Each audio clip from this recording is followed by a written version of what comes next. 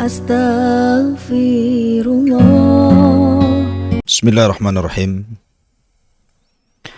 Assalamualaikum warahmatullahi wabarakatuh.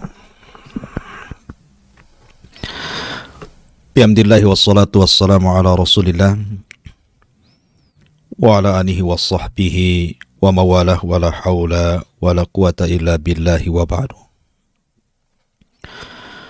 Alhamdulillah, segala puja dan puji hanya milik Allah subhanahu wa ta'ala yang mempertemukan kita kembali di Kiswah TV. Tentu kita senantiasa bersyukur kepada Allah subhanahu wa ta'ala, kita masih dibangunkan oleh Allah subhanahu wa ta'ala dalam keadaan sehat walafiat, dan yang Allah bangunkan dalam kondisi sakit, semoga Allah subhanahu wa ta'ala menyembuhkan penyakitnya. Salawat dan salam demi keberkahan di pagi hari ini kita limpahkan kepada Rasul kita, Nabi kita, uswah kita, teladan kita, Rasulullah Muhammad sallallahu alaihi wasallam. Allahumma salli ala sayyidina Muhammad wa ala alihi wa sahbihi wa man sara ala nahjihi ila yaumiddin. Di pagi hari ini kita akan mengkisahkan satu kisah tentang nasib pemilik kebun yang tercantum dalam suratul Qalam, tepatnya pada ayat ke-17 sampai kepada ayat 32. Ma'asyiral muslimin yang dimuliakan Allah subhanahu wa ta'ala, sebelum saya bacakan ayatnya dan bagaimana kisahnya dan apa yang akan kita ambil pelajaran dari kisah ini, kita berikan muqaddimah dulu bahwa setiap umat ini diberikan fitnah, ujian dari Allah subhanahu wa ta'ala. Dan Nabi SAW bersabda, dan fitnahnya umatku, kata Nabi SAW, adalah harta. Karena harta itu adalah sirru tughyan, rahasia melampaui batasnya seorang hamba sehingga berani melakukan kezaliman. Sehingga Allah subhanahu wa ta'ala berfirman, kalla innal insana layatgha an ra'ahu istaghna. Manusia itu akan mudah melampaui batas, melakukan kezaliman, baik kepada diri sendiri ataupun kepada orang lain, ketika Allah subhanahu wa ta'ala memberikan kecukupan dalam kehidupannya. Oleh karena itulah maka Nabi SAW bersabda, malun saleh li rajulin saleh. Harta yang baik itu kalau yang mengelolanya orang baik, tapi harta akan menjadi bencana kalau dikelola orang jahat. Maka dalam kisah ini kita akan melihat bagaimana manusia bermuamalah dengan harta. Kisah Ashabul Jannah, nasib pemilik kebun, rahasia di balik suratul Qalam. Allah subhanahu wa ta'ala berfirman, inna balawnahum kama balawna ashabal jannati id aqsamu la yasrimunnaha musbihin wa la yastathnun fatafa 'alaiha ta'ifun min rabbika wa hum naimun. Allah subhanahu wa ta'ala berfirman, sungguh kami telah menguji mereka. Maksudnya mereka di sini orang-orang musyrik Mekah, sebagaimana kami telah menguji pemilik kebun ketika mereka bersumpah pasti akan memetik hasilnya pada pagi hari, tetapi mereka tidak mengecualikan dengan mengucapkan insya Allah. Lalu kebun itu ditimpa bencana yang datang dari Tuhanmu ketika mereka sedang tertidur. Ma'asyiral muslimin yang dimuliakan Allah Azza wa Jalla, terjadi khilaf pendapat di antara para ulama di mana kisah ini terjadi. Ada yang mengatakan bahwa kisah ini terjadi di sebuah negeri di Habasyah, sebagaimana dikatakan oleh Ikrimah rahimahullahu ta'ala, hum nasun minal habasyati. Mereka adalah manusia dari negeri Habasya, negeri Ethiopia. Ada juga yang mengatakan bahwa kejadiannya di sebuah desa namanya Darwan, 6 mil dari kota Son'a, Yaman. Di situ ada seorang yang sangat saleh, yang sangat dermawan, suka memberikan makan kepada fuqara wal masakin. Allah subhanahu wa ta'ala memberikan nikmat kepada orang ini, orang saleh ini, berupa kebun yang sangat-sangat luas, dan hasilnya selalu menguntungkan pemiliknya.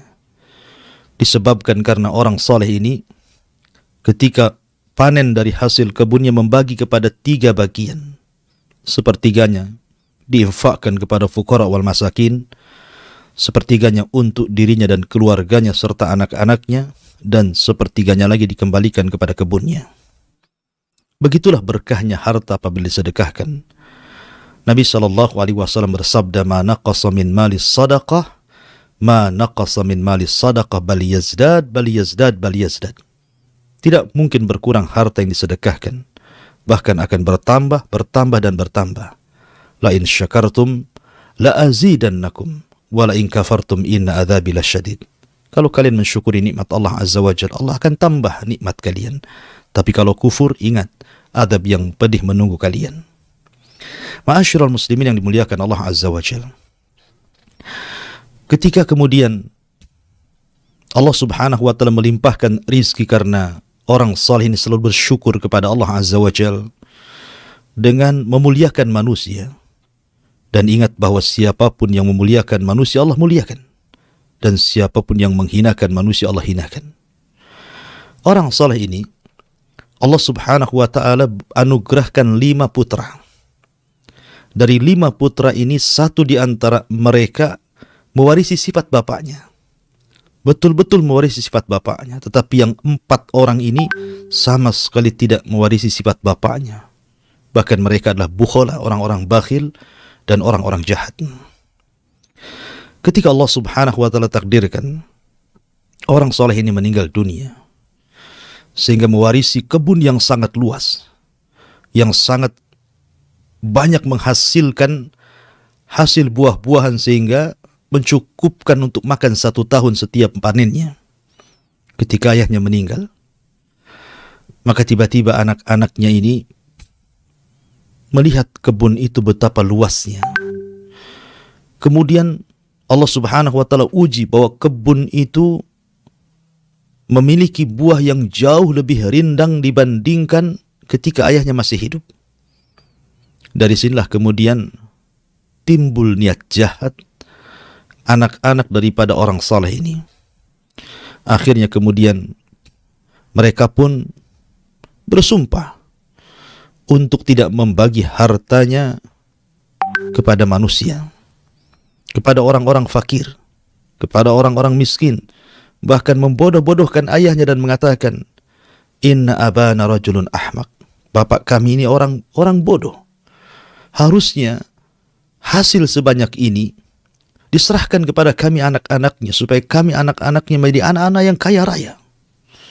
Lihat bagaimana niat yang jahat yang dilakukan anak-anaknya berbeda dengan ayahnya, seorang yang saleh dan dermawan. Makanya Allah subhanahu wa ta'ala berfirman di sini, inna balawnahum kama balawna ashabal jannah. Ketika orang-orang Quraisy tertimpa paceklik hebat luar biasa, sehingga sebagian mereka kelaparan karena paceklik yang berkepanjangan, maka Nabi SAW disuruh membacakan ayat ini kepada mereka. Dan Allah katakan, inna balawnahum kama balawna ashabal jannah. Sesungguhnya kami telah menguji mereka, orang-orang musyrik Arab itu, orang-orang musyrik Quraisy itu. Bagaimana tidak? Ketika Allah subhanahu wa ta'ala berfirman kepada mereka, li'ila fi Quraisyin ila fihim rihlatash syita'i was saif falyabudu rabb hadzal bait alladzi at'amahum min ju'in wa amanahum min khauf. Allah berikan 2 kenikmatan hebat bagi orang-orang Quraisy ini. Pertama, keamanan, dan yang kedua, rizki yang melimpah. Tetapi karena mereka kufur kepada Allah Subhanahu wa ta'ala, akhirnya Allah kirim paceklik hebat. Makanya Allah Subhanahu wa ta'ala katakan, sesungguhnya kami telah menguji mereka orang-orang musyrik Mekah sebagaimana kami telah menguji pemilik kebun ketika mereka bersumpah pasti akan memetik hasilnya di pagi hari. Inna balawnahum kama balawna ashabal jannah idh aqsamu, ketika mereka bersumpah la yasrimunnaha musbihin, mereka pasti akan memetik hasil kebun yang melimpah ruah ini. Ketika ayahnya meninggal dunia, kemudian mewarisi kebun yang sangat luas sekali, yang sangat menghasilkan dengan panen yang begitu banyak, maka anak-anaknya, mereka mulai melihat harta yang begitu banyak, mereka pun mulai berniat dengan niat yang sangat tidak baik, tidak terpuji. Mereka bersumpah tidak akan memberikan hasil yang akan dipanen mereka kepada orang-orang miskin, kepada fuqara wal masakin. Bahkan mereka digambarkan dalam Al-Quran wala yastathnun. Saking semangatnya mereka hendak memetik hasilnya, kemudian bersumpah untuk tidak memberikan kepada fuqara wal masakin sebagai zakat dan sedekahnya, wala yastathnun. Mereka sama sekali tidak akan mengecualikan kepada fuqara wal masakin. Ada juga yang mentafsirkan wala yastathnun itu artinya mereka lupa mengucapkan insya Allah. Jadi ketika mereka hendak berangkat memetik hasilnya, lupa mengucapkan insya Allah karena niat jahat mereka. Apa yang terjadi? Allah Subhanahu wa ta'ala firmankan, fatafa 'alaiha ta'ifum mir rabbika wa hum naimun. Lalu kebun itu ditimpa bencana yang datang dari Tuhanmu ketika mereka sedang tertidur. Subhanallah. Rata-rata azab Allah Subhanahu wa ta'ala itu terkadang Allah kirim di waktu manusia sedang lalai. Afa aminu makrallah. Apakah mereka merasa aman dari makar Allah Subhanahu wa ta'ala? An ya'tiyahum bayata wa hum naimun, ketika datang kepada mereka di malam hari mereka sedang tertidur? Ataukah datang kepada mereka di waktu duha mereka sedang bermain-main? Begitulah azab Allah Subhanahu wa ta'ala. Rata-rata datang ketika lalainya manusia, dan umumnya di malam hari. Kita lihat di negeri kita saja, yang baru-baru ini terjadi musibah di Flores sana. Saya mendengar cerita bahwa musibah itu datang di malam hari. Anda bisa bayangkan batu-batu besar bisa menggelundung dari bukit-bukit dan gunung-gunung sehingga meratakan satu desa. Ratusan jiwa melayang, yang lainnya belum ditemukan. Dan itu kejadian di malam hari. Ya, begitulah Allah Subhanahu wa ta'ala apabila mengirim ujian berupa bencana, terkadang Allah Subhanahu wa ta'ala kirim di saat manusia tidak sempat mereka bertobat kepada Allah Azza wa Jalla. Di saat mereka lalai, tertidur. Dari sini jangan pernah merasa aman dari makar Allah Subhanahu wa ta'ala. Lihat ashabul jannah di sini. Lihat pemilik kebun ini dihancurkan oleh Allah Subhanahu wa ta'ala di malam hari. Sementara mereka tidak mengetahui kalau kebunnya itu sudah tidak ada lagi. Lihat bagaimana Al-Quran menggambarkan. Allah mengatakan, فَأَصْبَحَتْ كَالصَّرِيمِ, maka jadilah kebun itu hitam seperti malam yang gelap gulita.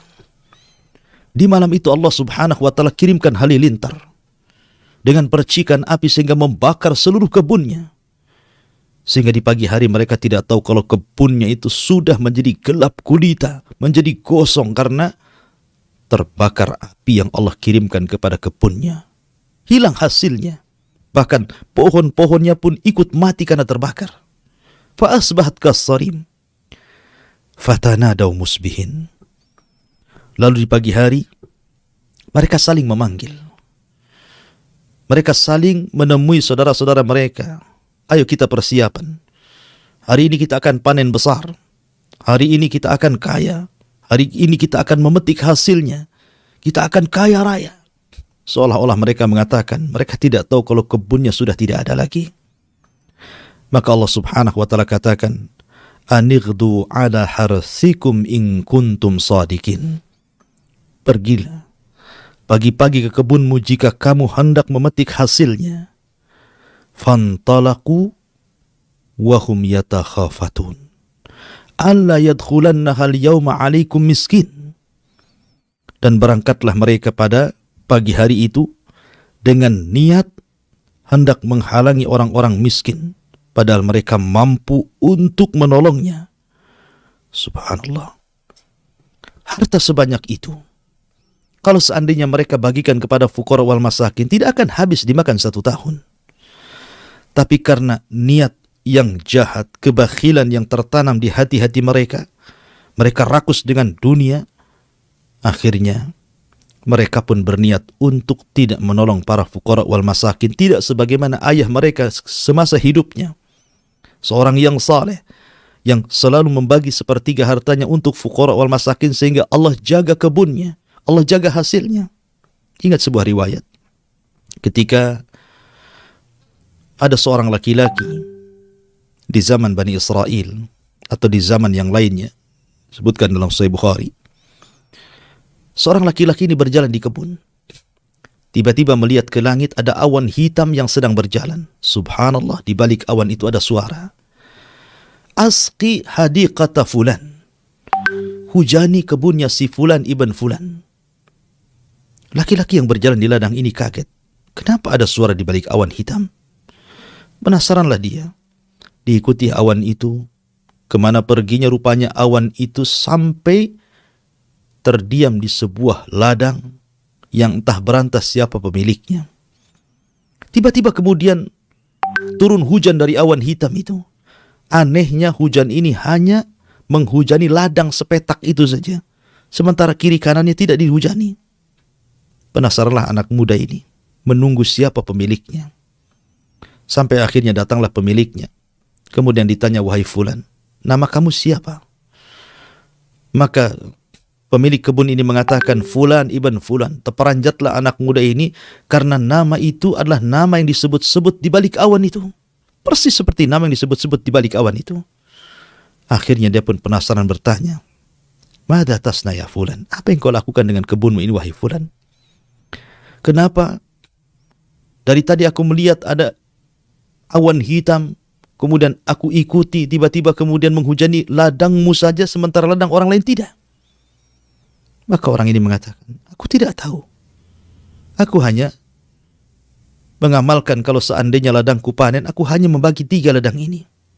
Hasilnya aku berikan kepada 1/3-nya kepada fuqara wal masakin, 1/3-nya untuk diriku dan keluargaku, dan 1/3-nya untuk modal untuk dikembalikan ke ladang. Lihat bagaimana Allah subhanahu wa ta'ala menggambarkan orang-orang yang bersedekah. Allah jadikan ladangnya berkah. Karena dia memuliakan fuqara wal masakin, maka Allah muliakan dia. Irhamu man fil ardi sayarhamukum man fis sama. Sayangi orang-orang fuqara wal masakin di bumi, maka Allah subhanahu wa ta'ala di langit akan menyayangi kalian.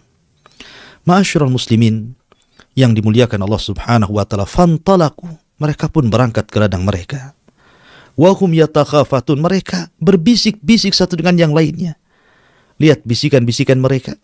Alla yadkhulannahal yawma alaikum miskin. Pada hari ini jangan sampai ada orang miskin masuk ke kebun kamu. Kita jaga kebun ini. Jangan ada fuqara wal masakin masuk lagi. Padahal para fuqara wal masakin semasa bapaknya hidup, mereka menanti-nanti kapan ladang itu berbuah, kapan ladang itu berbuah. Apabila sudah berbuah, mereka senang, gembira, karena mereka mendapatkan bagian dari ladang itu. Sehingga Allah subhanahu wa ta'ala jaga ladang itu dengan keberkahan. Ketika ayah mereka sudah meninggal, apa yang terjadi? Orang-orang miskin itu hanya melihat dari jauh. Mereka tidak mendapatkan apapun dari hasil ladang itu. Subhanallah, bakhilnya mereka. Akhirnya apa yang terjadi? Allah subhanahu wa ta'ala mengatakan, wa ghadaw ala hardin qadirin falamma ra'awha qalu inna ladhallun. Maka ketika mereka melihat kebun itu, mereka berkata, sungguh kita ini benar-benar tersesat jalan. Jadi ketika mereka melihat kebun itu, mereka tidak yakin bahwa itu kebun mereka. Karena kebun mereka itu siap panen. Pohon-pohon yang sangat hijau dengan buah-buahan yang ranum siap petik. Tiba-tiba kebun mereka menjadi gosong, hitam, seolah-olah habis terbakar di malam hari. Tidak ada satupun tumbuhan yang hidup. Tidak ada satupun buah yang bisa dipetik. Semua hancur berantakan. Karena Allah subhanahu wa ta'ala mengadab di malam hari. Sehingga mereka mengatakan, jangan-jangan ini bukan kebun kami. Jangan-jangan kami nyasar jalan. Jangan-jangan kebun kami di sana di sini. Tapi setelah mereka berusaha untuk mengecek ke sana kemari, memang itu kebunnya. Allah subhanahu wa ta'ala hendak menguji mereka. Subhanallah. Lihat bagaimana niat buruk ini menjadikan rahasia datangnya adab Allah subhanahu wa ta'ala. Padahal baru niat. Belum mereka lakukan. Tapi bagaimanapun niat yang jahat, Allah akan membalas dengan kejahatannya. Al-jaza min jinsil amal. Oh, balasan itu sesuai dengan amalannya. Kemudian Allah subhanahu wa ta'ala mengatakan, bal nahnu mahrumun. Bal nahnu mahrumun. Mereka mengatakan, bahkan kita tidak mungkin memperoleh apapun di kebun ini. Kita diharamkan untuk mengambilnya. Allah subhanahu wa ta'ala tampakkan adabnya kepada mereka.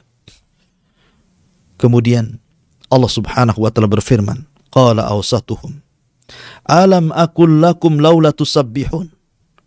Maka di antara 5 anak orang saleh ini, 1 di antara mereka mewarisi sifat ayahnya. Dia baik. Dia selalu menasihati saudara-saudaranya untuk berinfak dan bersedekah. Sehingga ketika melihat kejadian seperti ini, berkatalah awsatuhum, orang yang berakal di antara mereka, orang yang bijak di antara mereka, bukankah aku telah mengatakan kepada kalian, mengapa kamu tidak bertasbih kepada Tuhanmu? Abdullah ibn Abbas radhiyallahu anhu memberikan catatan. Maksud tasbih di sini seolah-olah dia mengatakan, bukankah sudah kukatakan sebelum kita berangkat ke ladang kita salat dulu? Arti tasbih di sini artinya salat, mendekatkan diri kepada Allah subhanahu wa ta'ala. Ya, karena salat itu sendiri dalam Al-Quran Allah katakan, innas salata tanha anil fahsya'i wal munkar. Salat itu bisa mencegah perbuatan keji dan mungkar. Artinya kalau seandainya mereka sholat dulu, boleh jadi niat jahat itu bisa hilang.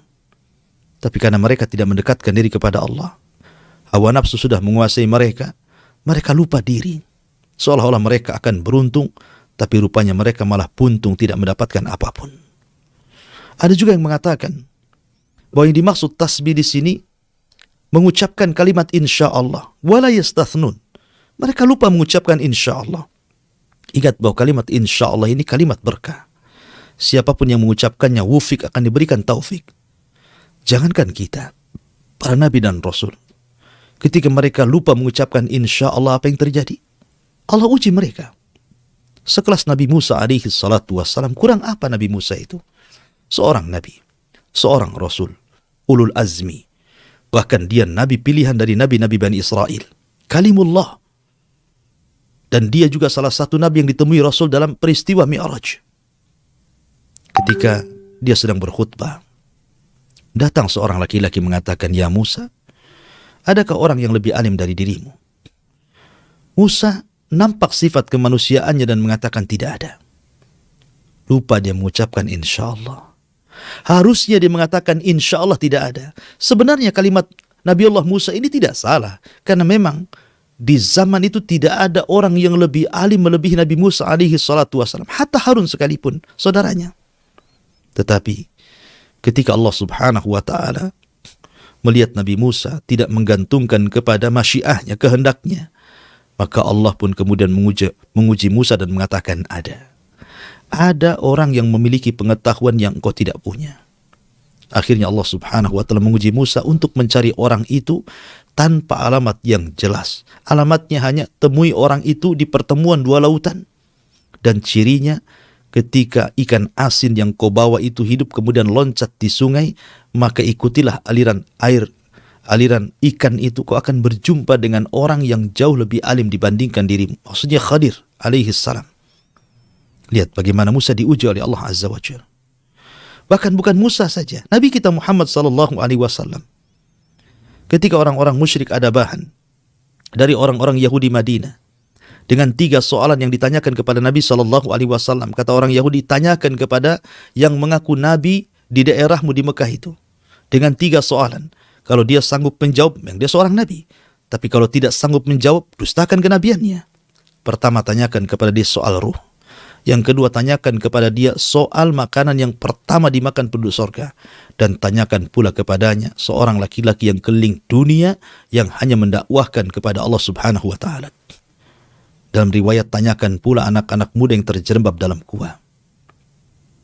Berangkatlah orang musyrik dengan bahan dari orang Yahudi ini, hendak mengolok-olok Nabi sallallahu alaihi wasallam.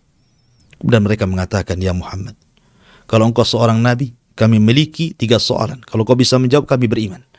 Tapi kalau kau tidak bisa menjawab, maka kami dustakan kenabianmu. Mendengar mereka berjanji akan beriman, tentu Rasul senang. Akhirnya Nabi SAW mengatakan, Ghadan, besok, jawabannya akan ada. Rasul lupa mengucapkan insya Allah. Apa yang terjadi? Ketika keesokan hari, Jibril tidak turun memberikan jawabannya. Hari kedua, hari ketiga, hari keempat, sampai 15 hari, Jibril pun tidak kunjung. Sesaklah hati Nabi SAW karena orang-orang sudah mulai kerasa-kerusuk membicarakan soal kedustaan Nabi SAW. Sampai ketika sempit dadanya, barulah Jibril turun memberikan jawabannya. Lihat, makanya pentingnya mengucapkan insya Allah. Bahkan kalaupun diucapkan orang jahat sekalipun seperti Ya'juj dan Ma'juj, ketika pimpinan mereka diilhamkan mengucapkan kalimat insya Allah, nahfiru ghadan insya Allah, kita gali lagi besok insya Allah. Akhirnya jebolah benteng Dzulqarnain dan Ya'juj dan Ma'juj bisa keluar di akhir zaman karena ucapan insya Allah. Maka sama di sini, ketika orang-orang ini tidak mengucapkan insya Allah, akhirnya Allah azab mereka, kebunnya dihancurkan, dilantakkan sehingga tidak ada satu pun yang bisa dimakan. Gosong seperti malam hari, gelap gulita. Sehingga akhirnya mereka mengatakan, qalu subhana rabbina inna kunna zalimin. Subhana rabbina inna kunna zalimin. Mereka mengatakan, maha suci Tuhan kami, sungguh kami adalah orang-orang yang zalim. Terkadang orang sadar itu kalau sudah diberikan musibah. Betapa banyak orang-orang yang kemudian sadar di penjara. Betapa banyak orang itu ketika sehatnya dia kufur, ketika dia sakit dia baru sadar. Betapa banyak orang ketika kaya dia zalim, ketika dia miskin dia baru sadar. Lihat, orang ini baru sadar. Apakah seperti itu? Setiap ditimpa musibah baru sadar? Sebaiknya jangan seperti itu. Bagaimanapun, musibah ini tidak tahu. Jangan-jangan musibah ini kemudian menimpa kepada kita, mengalami kematian bagi kita, tanpa sempat kita bertobat kepada Allah Azza wa Jalla. Ya, kalau seandainya tidak sempat musibah yang mematikan, kalau sampai mematikan, sementara kita tidak bertobat kepada Allah, apa yang Anda lakukan di hadapan Allah Subhanahu wa ta'ala? Tapi lihat di sini, Allah gambarkan terkadang Allah itu memberikan musibah untuk menyadarkan manusia. Barulah mereka sadar dan mengatakan, qalu subhana rabbina inna kunna zalimin fa aqbala ba'duhum ala ba'din yatalawamun. Mulailah mereka saling menyalahkan satu dengan yang lainnya. Itu gara-gara kamu. Yang satu mengatakan gara-gara kamu. Yang satu mengatakan kamu. Ya, akhirnya satu dengan yang saling menyalahkan. Kamu yang punya ide, kamu yang punya pendapat. Gara-gara kamu seperti ini dan seperti itu. Menyalahkan satu dengan yang lainnya. Qalu ya wailana inna kunna taghin. Mereka berkata, celaka kita. Sesungguhnya kita adalah orang-orang yang melampaui batas. Ya, karena harta itu sirru tughyan. Harta itu rahasia orang melampaui batas. Makanya kenapa ada sebuah riwayat walaupun dilemahkan oleh para ulama, tapi maknanya sahih, riwayat Al-Baghawi. Terkadang Allah Subhanahu wa ta'ala sengaja tidak memberikan kekayaan kepada orang miskin, karena kalau seandainya dia kaya, mungkin dia lebih melampaui batas kepada Allah. Atau terkadang Allah Subhanahu wa ta'ala tidak menjadikan orang itu miskin dan Allah memberikan kekayaan, sebab kalau dia miskin, bisa saja kemudian dia lebih durhaka kepada Allah Azza wa Jalla. Atau mungkin orang yang sakit diberikan sehat, sengaja Allah lamakan sakitnya, sebab kalau dia sehat makin bermaksiat kepada Allah Azza wa Jalla. Atau mungkin sebaliknya, Allah tidak berikan penyakit sebab kalau Allah berikan sakit, boleh jadi kemudian dia kufur kepada Allah Subhanahu wa taala. Ya, ada hamba-hamba yang seperti itu. Ya, ma'asyiral muslimin yang dimuliakan Allah Subhanahu wa taala. Asa rabbuna an yubdilana khairan minha inna ila rabbina raghibun. Mudah-mudahan Tuhan memberikan ganti kepada kita dengan kebun yang lebih baik daripada yang ini. Sungguh kita mengharapkan ampunan dari Tuhan kita. Ya, harusnya seperti itu. Orang yang berbuat dosa harus minta ampun kepada Allah Azza wa Jalla, istighfar. Karena Allah yang mengatakan, faqultu astaghfiru rabbakum innahu kana ghaffara yursilis sama alaikum midrara wa yumdidkum bi amwalin wa banin wa ja'alnakum jannatin wa ja'alnakum anhara. Allah mengatakan dalam Al-Quran, bukankah sudah kukatakan, beristighfarlah kepada Allah, karena dia zat yang maha pengampun lagi maha pengasih. Sebab kalau kalian memperbanyak istighfar, yursilis sama alaikum idrara, terkadang Allah akan banjiri kalian dengan hujan, yang akan menyuburkan lahan dan ladang kalian. Bahkan Allah akan berikan banyak kekayaan dan keturunan, dan Allah akan hijaukan kebun-kebun kalian, dan Allah akan alirkan sungai-sungai kalian. Begitulah faedah istighfar. Makanya kenapa istighfar ini adalah sirrul barakah. Orang yang banyak istighfar, rahasia hidupnya diberkahi Allah Subhanahu wa ta'ala. Kemudian Allah Subhanahu wa ta'ala katakan, kadzalikal adzab wala adzabul akhirati akbar law kanu ya'lamun. Allah mengatakan seperti itulah adab Allah di dunia, dan sungguh adab akhirat lebih besar sekiranya mereka mengetahui. Subhanallah.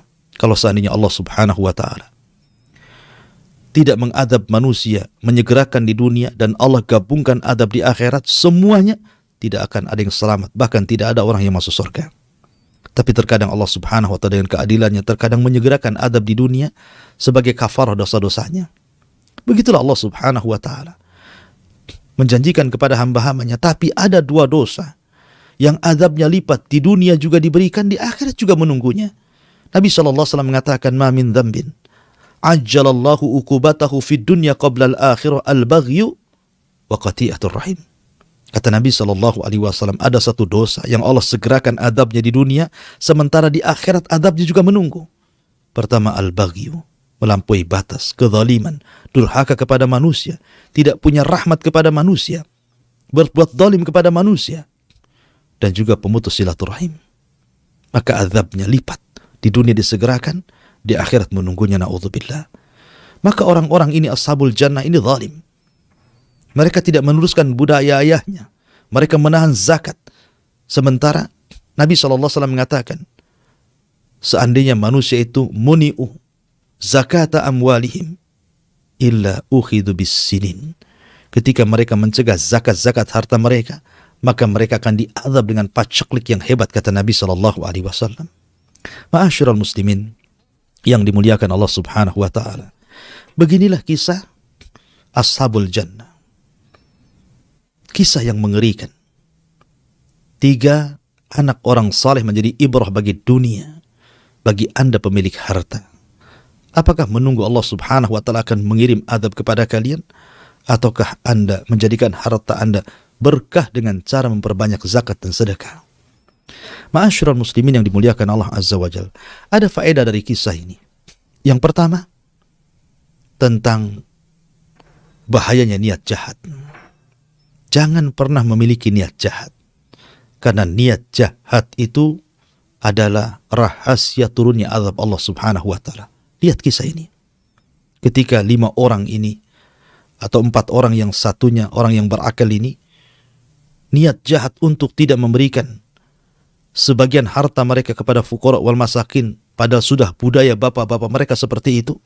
Niat jahat mereka, al jaza'u min jinsil amal, bahwa balasan itu disesuaikan dengan pekerjaannya. Ketika ada niat jahat, Allah balas dengan kejahatan. Yang kedua, terkadang Allah Subhanahu wa ta'ala membiarkan manusia dalam kondisi seperti itu. Mungkin dia kaya, kalau difakirkan dia makin kufur. Mungkin dia fakir, kalau dikayakan dia kufur. Mungkin dia sakit, kalau disehatkan dia kufur. Mungkin dia sehat, kalau disakitkan dia kufur. Ya, terkadang manusia seperti itu. Ada orang-orang tertentu yang Allah subhanahu wa ta'ala biarkan dia kaya, biarkan dia miskin, biarkan dia sakit, biarkan dia sehat. Sebab kalau seandainya Allah berikan nikmat lebih, mereka akan kufur. Yang ketiga, bahwa siapapun yang bersedekah, ingat, Al-Quran sudah mengatakan bahwa sedekah itu akan berkah dan bertambah. Nabi SAW yang mengatakan, bal yazdad, bal yazdad, bal yazdad, bahkan akan bertambah dan bertambah dan bertambah. Jangan seperti paradigma sekuler, yang kalau seandainya kita infak 1 juta, hilang 1 juta dalam dompet. Tapi gunakan paradigma Al-Quran yang kalau Anda sedekah 1 juta akan dilipat gandakan 700 kali lipat. Dan yakinlah janji Allah subhanahu wa ta'ala, innallaha ghaniyun hamid. Allah itu zat yang paling kaya. Kalaupun satu dunia ini meminta kepada Allah, kemudian Allah subhanahu wa ta'ala berikan setiap permintaannya, itu hanya seperti setetes yang ada di ujung jarum yang dicelupkan di tengah lautan. Kekayaan Allah itu selaut, sementara yang diberikan kepada seluruh manusia hanya setetes dalam ujung jarum saja. Karena Allah itu kaya raya. Ya, maka yakin dengan janji Allah subhanahu wa ta'ala. Kemudian yang keempat, bahwa balasan itu sesuai dengan amalannya. Barang siapa yang menuai kebaikan, barang siapa yang menanam kebaikan, maka dia akan menuai kebaikan. Barang siapa yang menanam keburukan, maka dia akan menuai keburukan. Wa man ya'mal mithqala dzarratin khairan yarah, wa man ya'mal mithqala dzarratin syarran yarah. Siapapun yang beramal kebaikan walaupun sebiji zarah, tetap ada balasannya. Siapapun yang beramal keburukan walaupun sebiji zarah, tetap ada balasannya. Oleh karena itulah maka rajin-rajinlah berbuat kebaikan supaya Anda akan menuai kebaikan. Dan ingat, sudah banyak kejadian-kejadian di masyarakat. Orang-orang yang sukses karena mereka rajin bersedekah. Dan orang-orang yang gulung tikar karena mereka bakhil, tidak mau bersedekah. Lihat dalam Al-Quran. Lihat kisah Qarun dan Sulaiman. Qarun dulunya orang ahli ibadah. Seorang tarannum Taurat terbaik, bahkan suaranya indah, dicintai manusia. Tapi ketika diuji oleh Allah subhanahu wa ta'ala dengan kekayaan yang melimpah, kufurlah dia. Dan dia mengatakan kepada hartanya, innama utitu min ilmin indi. Harta ini aku punya karena kemampuanku, aku bisa kaya, bukan karena Allah azza wa jalla. Akhirnya Allah katakan, wa khasafna bihi wa bidarihil arda. Kami tenggelamkan Qarun dan seluruh hartanya ke dalam bumi. Tapi lihat Sulaiman, Allah berikan kekayaan dan Allah kekalkan kekayaannya karena dia mengucapkan, hadza min fadli rabbi. Ini semua karunia Allah yang Allah berikan kepadaku. Allah sengaja mengujiku untuk aku kufur ataukah aku syukur. Dan Sulaiman hamba Allah yang bersyukur sehingga Allah tetapkan kekayaannya, kekuasaannya. Karena itu berkah daripada syukurnya Sulaiman atas harta yang Allah anugerahkan kepada dia. La in syakartum la azidannakum wa la in kafartum inna adzabi lasyadid. Kemudian yang terakhir, lihat kisah Ashabul Jannah ini. Bagaimana Allah subhanahu wa ta'ala mengadab ketika mereka sedang tidur, lalai. Maka dari sini jangan pernah merasa aman dari makar Allah. Karena orang yang merasa aman dari makar Allah itu hanya orang-orang zalim. Maka berlindunglah kepada Allah azza wa jalla. Minta perlindungan kepada Allah. Agar harta kita diberkahi, anak-anak kita diberkahi, keluarga kita diberkahi dengan cara apa? Syukuri semuanya. Kalau itu berkaitan dengan harta, belanjakan di jalan Allah. Sedekahkan sebagian harta kita kepada fuqara wal masakin. Sedekahkan harta kita untuk pembangunan masjid, pembangunan sekolah, pembangunan pesantren, yayasan dakwah, radio dan begitu seterusnya yang kemudian mengacu pada dakwah ilallah azza wa jalla. Karena itu rahasia keberkahan dari harta kita. Wallahu a'lam bishawab. Ini di antara kisah Ashabul Jannah, rahasia di balik suratul Qalam. Mudah-mudahan ada manfaatnya. Kita kembalikan ke moderator, barangkali ada yang mau bertanya. Falyatafadhal mashkur. Nah, jazakumullah khairan Ustaz atas penyampaian materi di pagi hari ini. Dan kita masuk di sesi tanya jawab, dan kita akan bacakan pertanyaan yang telah masuk di WhatsApp Kiswah TV. Assalamualaikum warahmatullahi wabarakatuh, Ustaz. Waalaikumsalam. Apakah wanita yang mengalami keguguran tetap sholat ataukah tidak? Dengan catatan janin yang keguguran tersebut berumur lebih dari 81 hari. Dan bagaimanakah mengenai puasanya juga Ustaz? Apakah ada dalil terperinci tentang hal ini? Barakallahu fiik. Alhamdulillah. Tentang wanita keguguran ini ada dua kondisi. Pertama, keguguran sebelum ditiupkan roh, artinya sebelum 4 bulan. Dan keguguran setelah ditiupkan roh. Kalau keguguran sebelum ditiupkan roh, artinya dia tidak melahirkan manusia. Karena belum berbentuk manusia. Sehingga darah yang keluar bukan darah haid. Bukan darah nifas, afwan. Bukan darah nifas. Ya, itu dianggap darah istihadhah. Sehingga dia wajib sholat dan wajib puasa. Tapi kalau kegugurannya setelah ditiupkan roh di usia 4 bulan ke atas, berarti sudah melahirkan manusia. Sudah jadi janin, sudah ditiupkan roh di situ. Maka ketika dia melahirkan keluar darah itu nifas namanya. Dan orang yang nifas sama hukumnya dengan haid, tidak boleh sholat, tidak boleh puasa. Ya, sampai betul-betul darah itu kering, sampai bersih. Dalam mazhab Syafi'i 40 hari, dalam mazhab yang lain sampai kering walaupun sebelum 40 hari. Wallahu a'lam. Insyaallah, jazakumullah khairan Ustaz atas penjelasannya. Dan pertanyaan selanjutnya, Assalamualaikum warahmatullahi wabarakatuh Ustaz. Waalaikumsalam.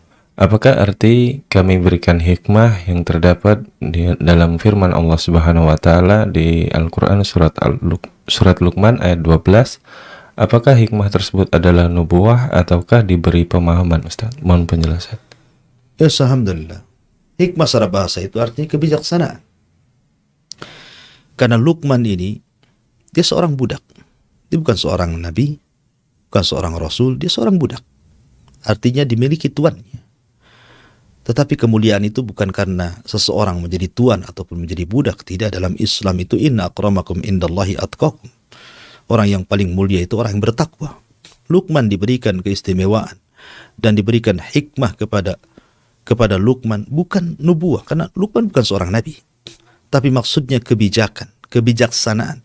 Dalam setiap untayan-untayan kalimat Luqmanul Hakim itu syarat dengan kandungan makna yang luar biasa. Sehingga kata-katanya diabadikan dalam Al-Quran. Dia bukan seorang nabi, bukan seorang rasul, bahkan bukan orang merdeka, dia orang budak. Seorang budak. Tapi karena Allah berikan kecerdasan kepada Luqman, untayan katanya penuh dengan syarat kebijaksanaan dan diambil oleh manusia. Seperti suatu ketika majikannya mengatakan kepada Luqman, ya Luqman, ketika Luqman menyembelih seekor kambing, kata majikannya, wahai Luqman, ambillah dari badan kambing itu yang paling mulia. Maka Luqman mengiriskan lidah, kemudian memberikan kepada tuannya. Besoknya lagi, kemudian Luqman menyembelih kambing, kata tuannya, ambilkan yang paling buruk dari anggota badan kambing itu. Maka diiriskan lidah lagi, kemudian diberikan kepada tuannya. Tuannya kaget. Apa maksudnya? Ketika disuruh mengambil yang terbaik, diambilnya lidah. Kemudian ketika sesuatu yang buruk, diambilnya lidah lagi. Maka Luqman jawab bahwa lidah ini, kalau seandainya istiqamah, diucapkan untuk kebaikan, maka dia akan mulia. Tapi kalau lidah ini kemudian diucapkan kepada keburukan, maka dia akan hina dan termasuk seburuk-buruknya anggota badan. Begitulah Luqman. Makanya kemudian kata-kata Luqman diabadikan dalam Al-Quran. Bahkan Allah jadikan nama surat dalam Al-Quran suratul Luqman. Jadi hikmah di sini artinya kebijaksanaan. Untayan-untayan kata yang syarat penuh dengan kebijakan, kebijaksanaan, keadilan, menenteramkan manusia. Sehingga kemudian Luqman itu seolah-olah seorang nabi. Padahal dia bukan nabi. Tapi Allah berikan kecerdasan kepada Luqman dan kata-kata untayan yang indah sehingga diabadikan dalam Al-Quran. Wallahu a'lam. Jazakumullah khairan Ustaz atas penjelasannya. Dan satu pertanyaan terakhir Ustaz. Assalamualaikum warahmatullahi wabarakatuh. Waalaikumsalam. Kapankah waktu yang tepat ketika kita hendak membayar fidyah Ustaz? Apakah ada batasan mengenai pembayaran fidyah tersebut? Mohon penjelasannya. Iya, alhamdulillah. Fidyah itu tidak ada batasan waktu. Tapi tentu sebaiknya segera dibayar. Kalau bisa sekarang tidak puasa, sekarang pula kita berikan fidyah kepada fuqara wal masakin. Allah mengatakan fidyah ta'am miskin. Artinya fidyah itu diberikan kepada orang miskin berupa makanan untuk mereka. Dan kalau seandainya tidak sempat di bulan Ramadan, Anda bisa di bulan Syawal atau di bulan-bulan yang lainnya. Tapi semakin cepat Anda membayar itu semakin baik, karena supaya kita tidak terbebani. Ya, karena fidyah itu ganti daripada seseorang tidak melaksanakan kewajiban Allah Subhanahu wa taala. Seperti orang tua yang renta tidak sanggup puasa atau orang sakit yang tidak diharapkan kesembuhannya, maka mereka berdua berfidyah. Ya, dan sebaiknya segerakan supaya Allah Subhanahu wa taala sebelum mencabut nyawa kita sudah membayar hutang kita kepada Allah Subhanahu wa taala. Wallahu a'lam bishawab.